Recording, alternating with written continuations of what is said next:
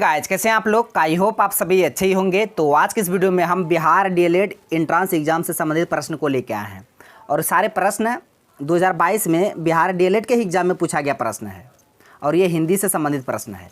तो सारे प्रश्नों को विद एक्स्ट्रा फैक्ट के साथ बताएंगे, तो आप लोग वीडियो के अंत तक बने रहिएगा और आप लोग को पता चलेगा कि 2022 में बिहार डीएलएड एंट्रेंस एग्जाम में हिंदी से प्रश्न कहाँ से पूछे गए थे, किस किस टॉपिक से पूछे गए थे। तो सारी बातों को इस वीडियो में जानेंगे, तो आप लोग वीडियो के अंत तक बने रहिएगा। तो चलिए शुरू करते हैं।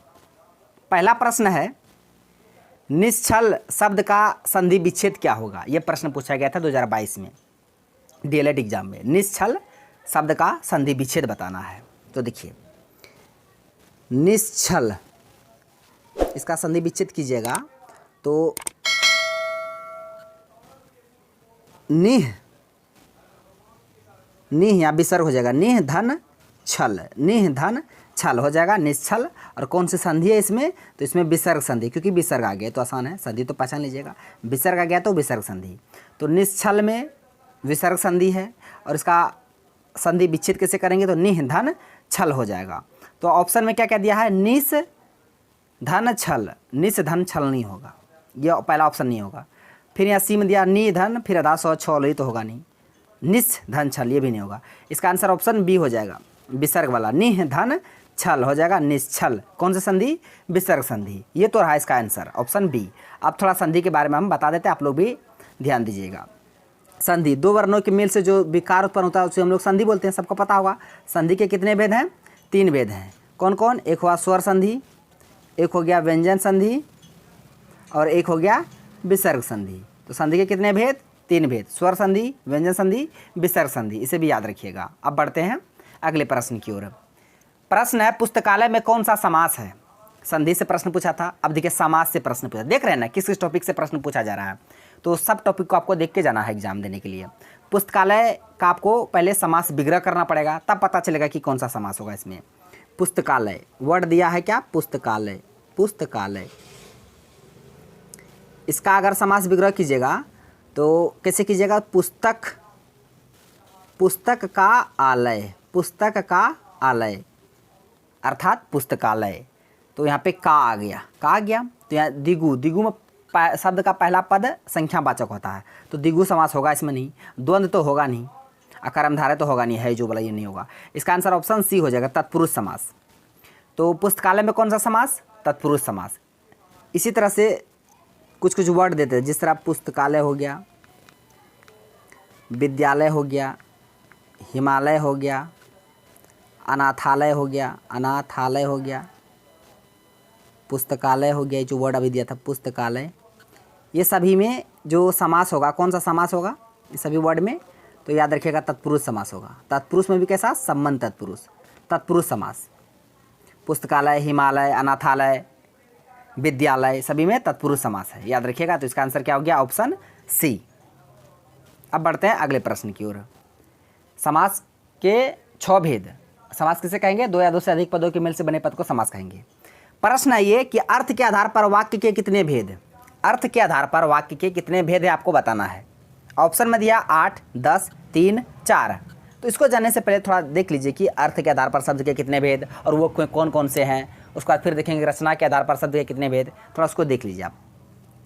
अर्थ के आधार पर शब्द नहीं, वाक्य है, सॉरी यहाँ वाक्य लिखा हुआ है ना, हम शब्द पढ़ रहे हैं। तो अर्थ के आधार पर वाक्य के कितने भेद? शब्द के नहीं, वाक्य के कितने। शब्द के अर्थ के आधार पर 2 होगा, सार्थक, निरर्थक, उसे भी बताएंगे हम। यहाँ पे वाक्य पहले जान लीजिए, उसके बाद हम शब्द भी बता देंगे। तो प्रश्न में बोला गया था कि अर्थ के आधार पर वाक्य के कितने भेद, तो देख लीजिए थोड़ा। वाक्यों का वर्गीकरण देखिए। रचना के आधार पर वाक्य के भेद, कितना भेद है रचना के आधार पर?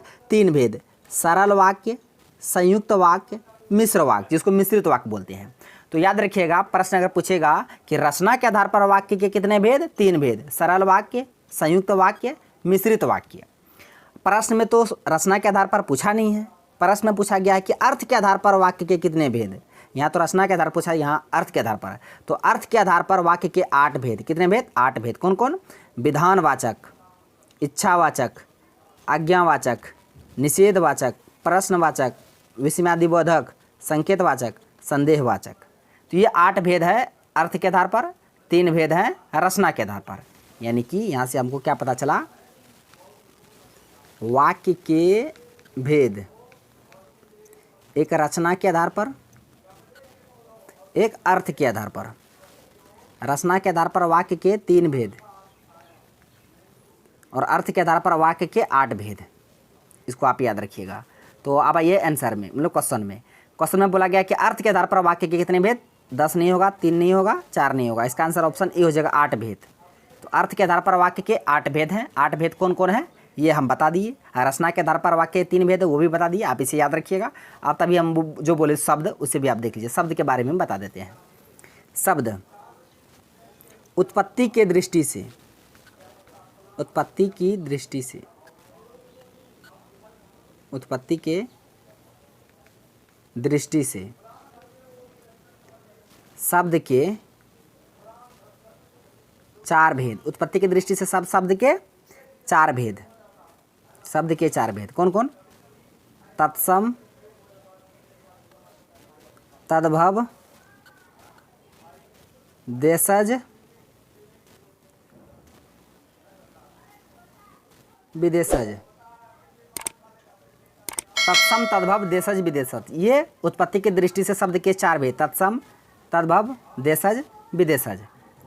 अब आइए थोड़ा अर्थ के आधार पर, तभी हम बोल दिया अर्थ के आधार पर, बोल दिए तो बताइए देते हैं। अर्थ के आधार पर शब्द के भेद, अर्थ के दृष्टि, अर्थ की दृष्टि, अर्थ के दृष्टि से शब्द के 2 भेद, शब्द के 2 भेद। अर्थ की दृष्टि से शब्द के 2 भेद कौन कौन?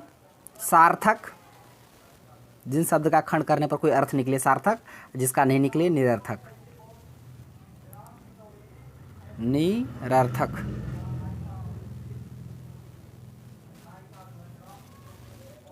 याद रखिएगा, अर्थ की दृष्टि से शब्द के 2 भेद, सार्थक, निरर्थक। और उत्पत्ति की दृष्टि से शब्द के 4 भेद, तत्सम, तद्भव, देशज, विदेशज। उसके बाद ये तो वाक्य का भेद बता दिए, तो वाक्य और शब्द दोनों बता दिए, आप दोनों को याद रखिएगा। अब बढ़ते हैं अगले प्रश्न की ओर। प्रश्न है, इनमें से कौन सा वाक्य अशुद्ध है? अशुद्ध वाक्य का आपको चयन करना है। तो याद रखिएगा, शुद्ध वाक्य, अशुद्ध वाक्य, यहाँ से प्रश्न फिक्स रहेंगे आपके एग्जाम में, एक या 2, है ना। हम सेंटेंस पढ़ देते हैं, आपको ढूंढना है कौन सा वाक्य गलत है, अशुद्ध है। पहला सेंटेंस है, यह हमारा घर है, हाथी बहुत मोटी है, गोपाल ने नया कपड़ा खरीदा, राजू की माँ बहुत दुखी है। राजू की माँ बहुत दुखी है, सेंटेंस सही है। गोपाल ने नया कपड़ा खरीदा, ये भी सेंटेंस सही है। आपको पढ़ने से लगेगा ये सेंटेंस सही है। यह हमारा घर है, ये भी सेंटेंस सही है। सेंटेंस गलत ये है, बी वाला सेंटेंस गलत है। इसका आंसर ऑप्शन बी ही होगा, क्योंकि आपको गलत सेंटेंस को चुनना था, अशुद्ध वाक्य का चयन करना था। तो इसका आंसर ऑप्शन बी हो जाएगा, हाथी बहुत मोटी है। ऐसे नहीं होगा, गलत है। होगा कैसे बोलिएगा सर आप, ये भी बता दीजिए कैसे होगा। तो हम बता देते हैं, हाथी ये पुल्लिंग है, इसका स्त्रीलिंग क्या होता है? हथनी। जब यहाँ मोटी है तो हाथी होता है, हथनी हो जाएगा ना। अगर यहाँ पे अगर किसको चेंज कीजिए, मान के चलिए यहाँ देखिए क्या दिया हुआ है, हाथी मोटी, क्या लिखा था? हाथी बहुत मोटी है, हाथी बहुत मोटी है। ठीक है, इसको अगर आप सही कीजिएगा, सेंटेंस को शुद्ध कीजिएगा, तो 2 जगह चेंज करना पड़ेगा। अगर हाथी को हाथी रहने दीजिएगा, हाथी को अगर हाथी ही रहने दीजिएगा तो हाथी बहुत, यहाँ से मोटी की जगह मोटा हो जाएगा। मोटी की जगह क्या हो जाएगा? मोटा, क्योंकि हाथी पुल्लिंग है तो पुल्लिंग के साथ मोटा लगेगा। अगर यहाँ जब यहाँ मोटा मोटी चेंज किया, तब अगर यहाँ पे अगर चेंज करते, हाथी की जगह हथनी कर देते सब्जेक्ट, तो हाथी पुल्लिंग है, इसका स्त्रीलिंग हथनी होता है। हथनी बहुत, तब यहाँ मोटी हो जाएगा, मोटी है, क्योंकि हथनी स्त्रीलिंग है तो हथनी के साथ मोटी आ जाएगा, हाथी के साथ मोटा आ गया। देख रहे हैं ना गलती कहाँ है। अब आइए प्रश्न में। प्रश्न में दिया था हाथी बहुत मोटी है, तो हाथी बहुत मोटी नहीं, यहाँ मोटी नहीं होगा। यहाँ क्या होना चाहिए? हाथी आ गया तो मोटा होना चाहिए, हाथी आ गया तो यहाँ होना चाहिए मोटा। अगर हाथी नहीं रहता तो मोटी हो जाता, यहाँ मोटा आना चाहिए, तब वो सेंटेंस सही होता। लेकिन ये सेंटेंस गलत है, तो इसका आंसर ऑप्शन बी है। देख रहे हैं ना, छोटा सा कहाँ गलती है। यहाँ तक तो किसी स्टूडेंट सोच भी नहीं सकता, हाँ हाथी बहुत मोटी है, सही हो जाएगा, है ना। इसे आपको देखना पड़ेगा। प्रश्न है, इसमें भी आपको अशुद्ध वाक्य का चयन करना है। देख रहे हैं ना, ये दोनों प्रश्न पूछा गया था 2022 में, हिंदी वाला शिफ्ट में दोनों प्रश्न पूछा गया था। तो ऑप्शन में दिया है पहला सेंटेंस, आज बहुत नहीं है, आज बजट पर बहस होगी, पहला सेंटेंस। दूसरा है घर पर सब कुशल है, किसान ने खेत में बीज बोया है, बिना पैसे के किसी भी आदमी को सम्मान नहीं मिलता। ये 4 सेंटेंस है। अब आप बताइए कि रॉन्ग कहाँ है, गलती कहाँ है, सेंटेंस में एरर कहाँ है, कौन सा सेंटेंस अशुद्ध है। देखिए हम बता देते हैं। पहला सेंटेंस है कि आज बजट पर बहस होगी, बिल्कुल बात सही है, आज बजट पर बहस होगी, सेंटेंस सही है। घर पर सब कुशल है, ये भी सेंटेंस सही है, घर पर सब कुशल है। बोले इतना छोटा सा गलती है, उसको आपको पता है कि ना भी, तब बोले अरे भाई इतना यहाँ गलती है।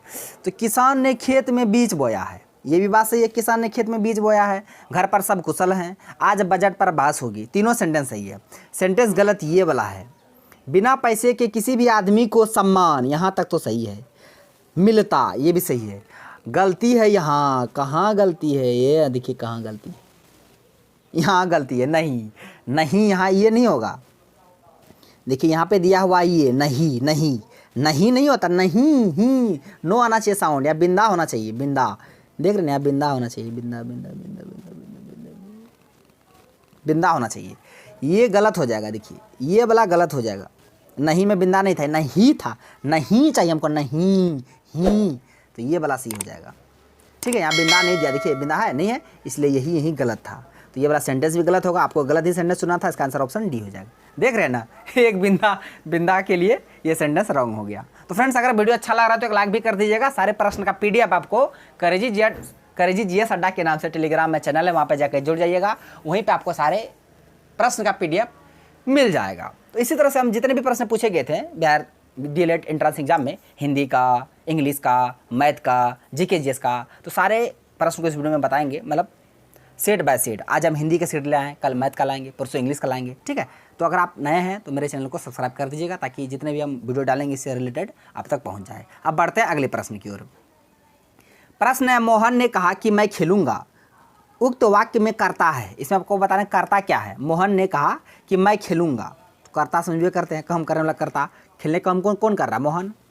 तो इसका आंसर कहा नहीं होगा, खेलूंगा नहीं होगा, इनमें से कोई नहीं, इसका आंसर ऑप्शन बी हो जाएगा, मोहन। तो इसमें कर्ता क्या आ जाएगा, मोहन।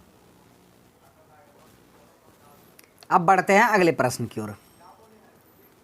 प्रश्न है ये लोकोक्ति से संबंधित, हम लोग मुहावरे लोकोक्ति पढ़ते हैं। देख रहे हैं प्रश्न, सिर्फ देखिए आप लोग कहाँ से प्रश्न पूछा जा रहा है। ये पूछा गया था, ये वही कर्ता सब्जेक्ट ऑब्जेक्ट, जो क्या कहते हैं उसको, कर्ता वाच पढ़िएगा ना, वही होता है कर्ता क्रम। प्रश्न ये लोकोक्ति से है, मुहावरे लोकोक्ति हम लोग पढ़ते हैं। काम का ना काज का, दुश्मन अनाज का, ये पूछा गया था 2022 DLED एग्जाम में। क्या, काम ना काज का, दुश्मन अनाज का। हम लोग आम बोलचाल भाषा में बोलते हैं काम ना काज का, दुश्मन अनाज का, किसी को बोल देते हैं। तो उसका अर्थ क्या होता है, काम काजी व्यक्ति, खूब काम करना, कम खाना, दूसरे पर बोझ बनकर रहना। हाँ, ये तो होगा नहीं, ये भी नहीं होगा, ये भी नहीं होगा, इसका आंसर ऑप्शन डी हो जाएगा। दूसरों पर बोझ बनकर रहना है, न काम का न काज का, दुश्मन अनाज का। काम काज कर भी नहीं करता, सिर्फ खाने के लिए आ गया है, तो ये ना दूसरे पर बोझ बनकर रहना। नेक्स्ट है, अलंकार के कितने भेद हैं। वाह वाह प्रश्न है, अलंकार से तो 3-4 प्रश्न पूछा गया था, है ना। अलंकार बता दे,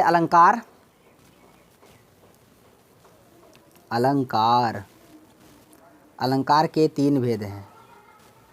कितने भेद हैं, 3 भेद हैं। कौन कौन, एक है शब्दालंकार, इसको याद कर लीजिएगा। एक होगा अर्थालंकार, शब्दालंकार, अर्थालंकार, एक होता है उभयालंकार। तो अलंकार के कितने भेद, 3 भेद, शब्दा, अर्था, उभयालंकार।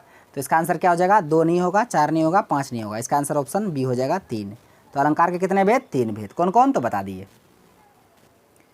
नेक्स्ट है, उत्तर से दक्षिण तक एक लंबा रास्ता जाता है, रेखांकित शब्द में कौन पदबंध है। यहाँ देखिए रेखांकित क्या है, अंडरलाइन, उत्तर से दक्षिण। इसमें आपको बताना कौन सा पदबंध है, विशेषण पदबंध, संज्ञा पदबंध, क्रिया पदबंध, या क्रिया विशेषण पदबंध। तो याद रखिए, यहाँ पे जहाँ से इसको समझिए, हम लोग पूछते हैं कि जो रास्ता कहाँ जाता है, हम लोग पूछे ना किसी से कहाँ जाता है, यानी कि जाना क्या हो गया, जाना तो क्रिया है, भर्ब है जाना। तो हम पूछते हैं कि कहाँ जाना, ये रास्ता कहाँ जाता है, तो कोई आदमी बोलेगा नहीं ये उत्तर से दक्षिण तक जाता है ये रास्ता। तो क्रिया तो है जाना, जाना का विशेषता कौन बताया, उत्तर से दक्षिण। तो इसमें हो जाए कौन सा विशेषण, क्रिया पदबंध विशेषण, इसका आंसर ऑप्शन डी हो जाएगा। क्रिया पदबंध नहीं होगा, क्रिया विशेषण पदबंध, क्योंकि क्रिया की जो विशेषता बताता है, ये विषय यहाँ पे क्रिया जाना है, इसका विशेषता बताया कि रास्ता जो है लंबा रास्ता कहाँ तक जाता है, तो बोलिएगा उत्तर से दक्षिण तक। यहाँ हमको आंसर मिल रहा है उत्तर से दक्षिण। तो ऐसे सेंटेंस जब ऐसा होगा तो वो पदबंध कहलाएगा। तो इसमें कौन सा पदबंध, तो क्रिया विशेषण पदबंध, ऑप्शन डी इसका करेक्ट आंसर हो गया। नेक्स्ट ये आज का लास्ट प्रश्न है, पंचमढ़ी में कौन सा समास है? ये तो पता ही होगा आपको, बोले ना, द्विगु समास का पहला पद जो होता है, शब्द का पहला पद संख्यावाचक होता है। पंचमढ़ी, त्रिभुज, अठन्नी, चवन्नी, पंचमृत। हाँ, तो पंचमढ़ी में 5 आया तो बहुवरी होगा नहीं, कर्मधारय होगा, तत्पुरुष नहीं होगा। इसका आंसर ऑप्शन सी हो जाएगा, द्विगु समास।